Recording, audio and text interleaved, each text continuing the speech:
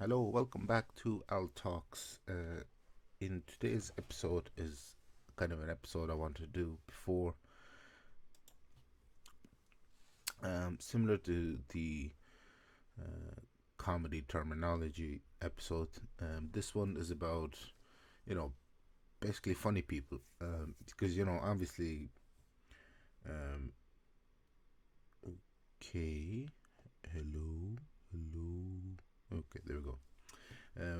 When I started comedy, people would always ask me, where I get the funny from. And like I've been surrounded by funny people my entire life. Um, my parents are very funny. Um, even sometimes they're not even trying to be, but they just happen to be. And the computer is not happy, which is nothing new, but anyway. And I'm gonna leave the light on, even though it's very bright. And I mean, like funny, very funny people are, for example, people who you wouldn't think are funny would be bartenders and taxi drivers because they hear an awful lot of shit to the point where I'm very friendly with a couple of taxi drivers, and I remember one of them was my neighbor, and I remember telling him that I started comedy, and he said, if I could, if I was legally allowed and could record the conversations that I've heard in this taxi, said I probably just could make millions if I did a tour of that, which would be very true because when people are in taxis, they say all sorts of things, myself included, who have said plenty of stupid things in the past. But and bartenders, because obviously they hear stuff as well, and like even when I was a kid growing up, comedy was always, like I said, my parents had always been funny. Like, for example, my father would come home for work and he'd say like, "Oh, how's the Adams family today?" Because that's what he called us, which I thought was very funny because the Adams family is. If you don't know what the Adams family, you can Google it. But it's very. I thought it was very funny, and to lost trail of thought there. So they're always like there was always laughter in our house and still is. Like we between winding people up and what was between winding people up and like I'm constantly cracking jokes. Because you see, like, for example, in we kind of how will I put it, like when I lived in Russia, and it's still the case, like the country makes fun of itself, kind of, because we have a TV program called Nasha Russia, which is basically Russians' version of Little Britain, and they take the piss out of the country. It's like and it's very slapstick satire stuff, but I like it. It's very funny. Like um, there's a skit where there's like a policeman who doesn't take bribes and he lives in like absolute poverty, but his dedication to his work, and everyone around him is living this glorious life, grand life, because they're taking bribes, have multiple houses, but he's like living this. But yeah, um, it's to highlight the fact that obviously there's a lot of corruption, but they make comedy out of it. Uh, what is going on? My computer is not happy at all, which is nothing new. Come on, Betsy.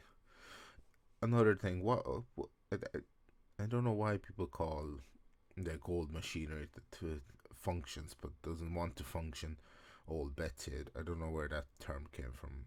Obviously from the US, but um, Yeah, old Betsy here struggling.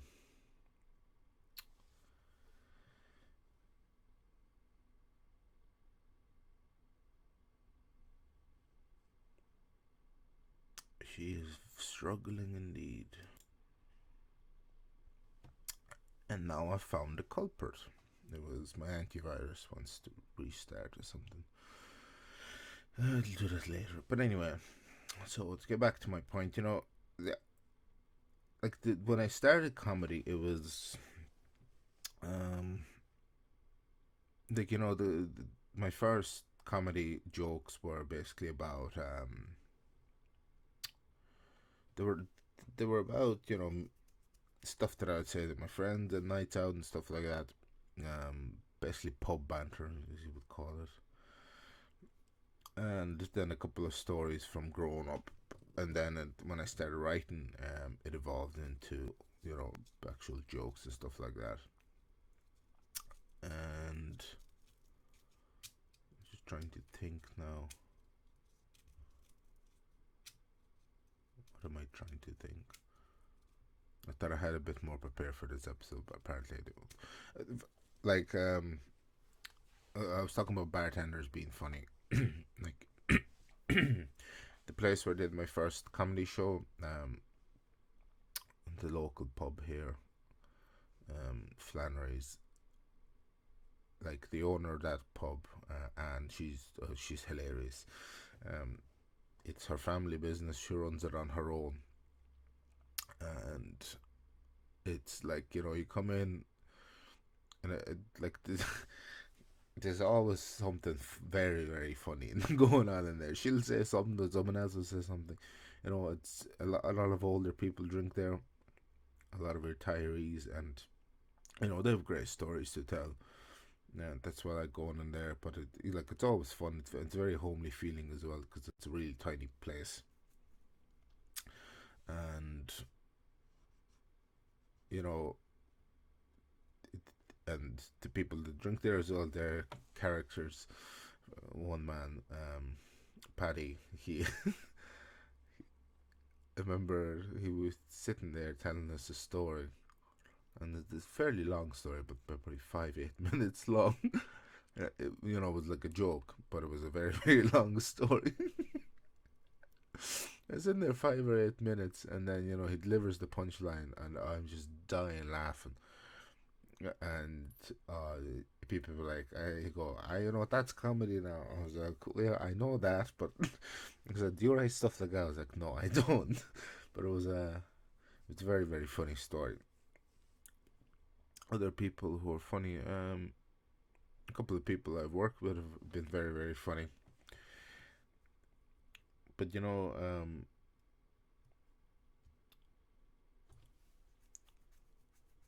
also, so sometimes people's actions aren't meant to be funny. Like for example, when someone gets absolutely enraged, like my grandfather would be one of these men who would talk to the TV. He would in the morning get up and turn on the news and straight away start talking to the TV. And if politicians were on, especially ones he didn't like, he would say, there's that fucking Egypt on the TV or that fucking gobshite. Um, he when I was younger, I thought it was funny, but obviously he didn't because he was saying it out of anger and rage. And I think that's about it. I don't think, yeah, I think that's pretty much all the funny people. But yeah, there's plenty of funny people around that aren't, that are funny. Um, I was actually in Cassidy's last week, and I was telling a story about Flannery's to one of the other bartenders up in Dublin, and there was he would he was completely shocked by the story I told him, but nevertheless he got a giggle out of it. He enjoyed it quite a lot, so it was a good story. But yeah, I think that's pretty much gonna wrap it up for this week. Um, Today is the 15th. I'm recording this on the 15th. This will come out possibly tomorrow. Well, it's gonna have to come out by tomorrow, so whenever I get this organized and get it out. But before I go, as per usual, you can buy this podcast sticker to help me, please help me. Help support the podcast. They're €250 each, and that's in euros. If you want one, you could message me on social media and or email me, and then I'll get one out to you. I also have Buy Me a Coffee, which is all the links will be in the description, the link tree.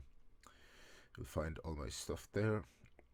I'm doing comedy on 27th and the 2nd, I think. Yeah, 27th and 2nd. 27th is, I think, Crash and Burn. I need to double check that, which is in Hysteria Comedy Club. Making my debut there, which very excited about that. And the 2nd is Stitch's new material night. That night I'm actually going to be trying out really brand new jokes, because I was looking through my, I suppose, joke book, and I found an old joke that I've never done before, so ever, and I just started laughing hysterically. Sometimes I make myself laugh as well, um, by doing stupid things or saying funny things. And I think that pretty much wraps it up. Thank you for listening. Thank you for all the support, and I shall see you all next week. Bye.